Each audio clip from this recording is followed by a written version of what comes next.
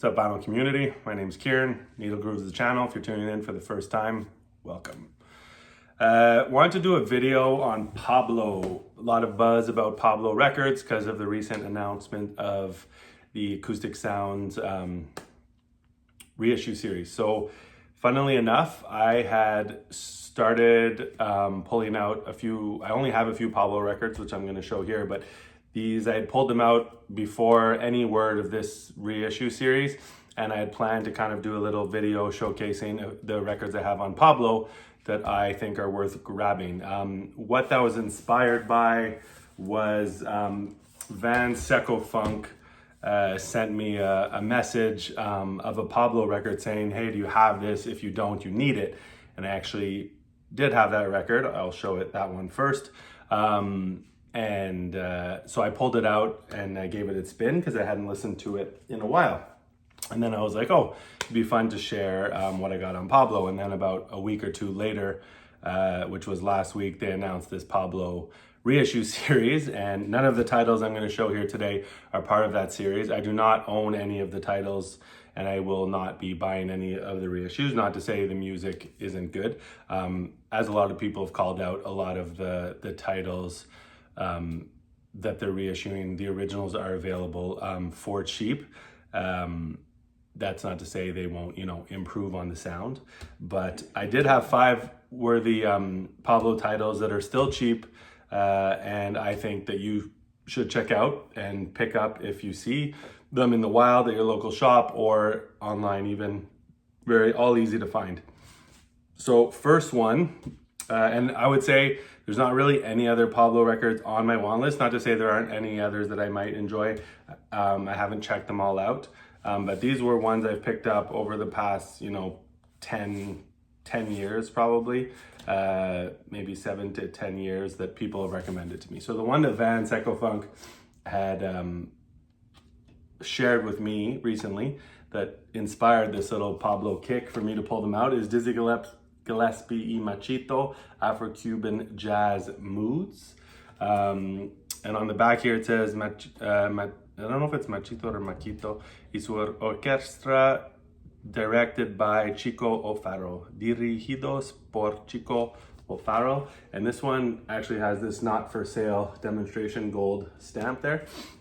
So this is from 1976. So Dizzy Gillespie, obviously at this point, like a lot of the Pablo, this is the only one like this that is more of like kind of like old jazz cats that are later in their careers, I would say, in a sense.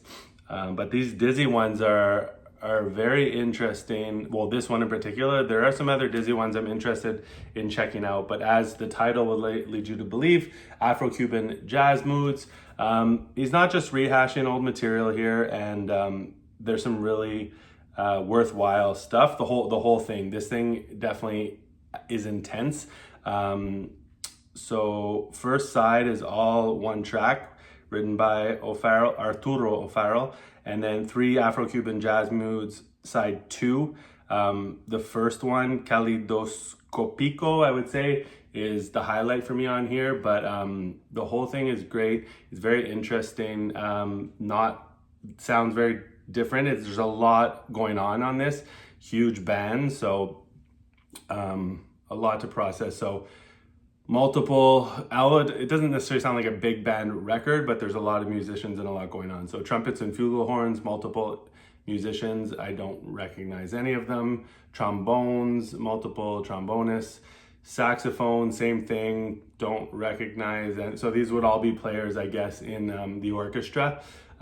French horn, a couple French horn players, bass tuba on the first side only, Fender bass, electric piano, Jorge Dalto, that's a name I know, African drums, 2 percussionists, and then the rhythm section, which I guess, or maybe I didn't research like the details of this, but the Frank Machito Grillo rhythm section. So his orchestra, there's a whole bunch of rhythm section here, as well as a synthesizer played by Dana McCurdy. So a lot going on, very worthwhile, and I'm assuming this one won't set you back more than $5 or $10. This one is is definitely one of the more intense of the bunch of the 5 that I'm going to show here. Afro-Cuban jazz moods. I'll just go in order that I have them here. So this would be the furthest in similarity, I would say.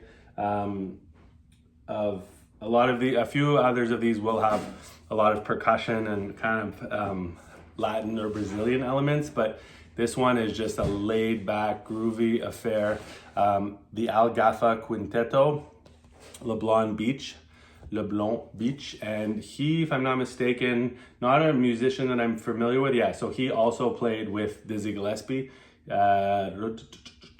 It doesn't say the years, but I think it was in like the early 70s. This record itself is also from 76. All produced by Norman Granz, obviously. Didn't mention that, but kind of goes, if you have been following this Pablo record stuff, that you are familiar with. So it's his first album as a leader. Musicians on here, Ben Brown on bass, Al Foster, who you're probably familiar with, on drums. On percussion, I'm not familiar with Azzedine Weston, and most notably here, and what makes this album really special, other than Gafa's great playing, is Kenny Barron on piano and on electric keys. Is just so enjoyable. His solos, really groovy, give me goosebumps. So there's 6 tracks on here, and 5 of them are written by, 4 of them are by Al himself, and then you have Affirmation, written by Jose Feliciano, which same year was recorded by George Benson for his Breezing LP, and Kenny Barron on electric keys on that track, unbelievable. There's also a Dizzy Gillespie track called Alma, and also another highlight is the 3rd track on side 1, Land of the Living Dead. Just so groovy and funky. And then there's also some laid back tracks on here, just kind of light and breezy, but still very enjoyable, and great playing by Al on guitar. So yeah, guitar jazz, not something I have a lot of. I mean, I didn't mention specifically before it was a guitar record, but you can extract that from the cover. I don't have a lot of guitar jazz. I don't listen to it too often, but this is definitely worth your while, and probably same thing, $5 to $10, maybe 15, 20 Canadian. I had a second copy that I think I gave to my brother-in-law last year. So that's LeBlanc Beach. And then Mike Longo, Talk with the Spirits. So Mike Longo, you may be familiar with from his mainstream records, and as well as he has 2 on mainstream and 2 on Groove Merchant. I'm still missing one of the ones on mainstream, but yeah, this is a great record. He passed away. I remember posting this in March 2020. It's probably the last time I had listened to this, and I listened to it again the other day. But he died I think it was March 20th. 2020, like right when COVID hit. And it's a great jazz record. You have Mike Longo playing piano, Harold Vick on tenor sax, Virgil Jones on trumpet, George Davis, I'm not familiar with, on guitar, Bob Cranshaw on bass, Mickey Roker on drums, and Dizzy Gillespie on conga drums and vocals. Really enjoyable record, definitely more in the like soul jazz vibe here. And this is a Canadian copy that has this library copy, as you can see. Those were the Radio Canada library kind of stickers they would put. And yeah, also from 1976. Also, I haven't checked the price on that one, but was cheap. Maybe it's gone up a little bit. I know the Mike Longo mainstream records have gotten a little more expensive and harder to find. I would say the Al Gafa and the Dizzy I see around quite often. This one I can't say I've seen it too often out in the wild. Next one is probably the one I paid the most for. It's still very cheap, and I've seen it multiple times since, and I'm always kind of tempted to just pick it up, but I haven't grabbed another copy to give as a gift. But this is Dom Romao, Hotmosphere. So we're switching gears here. These last 2 to a Brazilian percussion vibe. You may be familiar with Dom from his two Muse records, which is where I know him from. He had been kind of playing on a lot of Brazilian records since I don't know if it's late 50s or early 60s. Played with Sergio Mendes too in the 70s. This particular record, I believe, it's not written here, which is so strange, but by memory it's 1977, but all these other ones say a year on them, and this one does not. So interesting. But yes, based on the catalog number here, I see all the other ones catalog number are 76 something, and this one is 77. So yes, I guess their catalog numbers will indicate the year. Was it the first track on this one? Yeah, Escravos de Ho. I'm not sure how to say that. Don't speak Portuguese, but absolutely amazing. I love this record. I would still put his Muse ones above this. Probably some of them have some tracks with a bit more of a spiritual jazz vibe. This is very Brazilian. There's some, kind of bossa vibe and just overall a lot of interesting percussion. Who plays on here? So Dom plays drums, and you have some trumpets, some trombones. You have Sonny Fortune and Ronnie Kuber on sax, as well as Mauricio Smith, who I'm not familiar with. Who also plays flute. Some cellos. You have Ron Carter, who shows up here on acoustic bass. There's some electric bass. You have Dom Salvador, great Brazilian piano player. And then you have some percussionists playing a variety of different percussions. So yeah, definitely recommend you check this one out. And if you aren't familiar with his other Muse ones, which will probably be a bit more expensive to grab, but definitely worth that. And then lastly, I have also Brazilian, Paulino de Costa. He was a bit younger than Dom, so was newer on the scene, I would say, from what I remember, I think late 60s, early 70s. Also played with Sergio Mendes, so they must have played together, I would assume. So not a drummer like Dom, but a percussionist playing a variety of Brazilian instruments or percussion instruments. So the berimbau, which is very from Africa, but very well known in a lot of the Brazilian music of the time. I can't even pronounce pandero, surdo, tamborim, agogo. So there's a little kind of description here of the different instruments and what they are, which is very interesting. The reco, so yeah, super interesting. And then there's a whole list of other ones that he also uses. So also from 1976, I'm not familiar with, I don't think, any of the musicians on here. Oh yeah, I am, that's not true.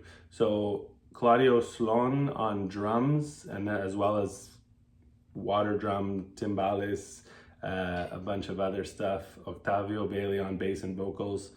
Who am I familiar with here? Lee Ritenour on guitar and Larry Williams on sax. So yeah, this one, a variety of different, because of all the different percussion instruments that are used, every track kind of sounds different vibes and different feelings to them, but well worth your time checking out this Agora record by Paulino de Costa, who also, I didn't know actually when I looked this up, was he played on, I think it was 2,000, almost 2,000 different records, and he played on Michael Jackson's Thriller, Off the Wall, Bad, and a ton of different stuff.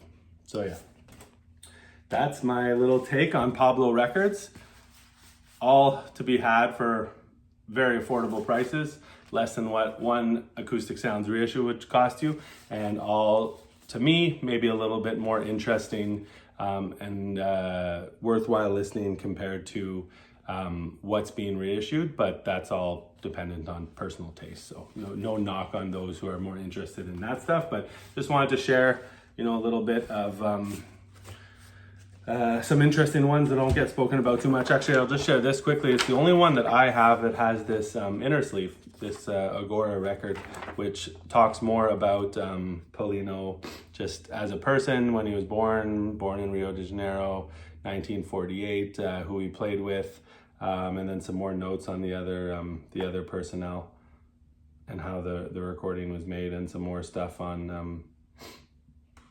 Brazilian percussion instruments. So yeah, very cool. Let me know if you check those out and what your thoughts are, or if you already know them, let me know how you feel about them, what you love about them, and also if you have any other suggestions that you think I might like on Pablo based on kind of what I showed here, where my tastes lie, let me know. I'd love to hear. Take care. Peace.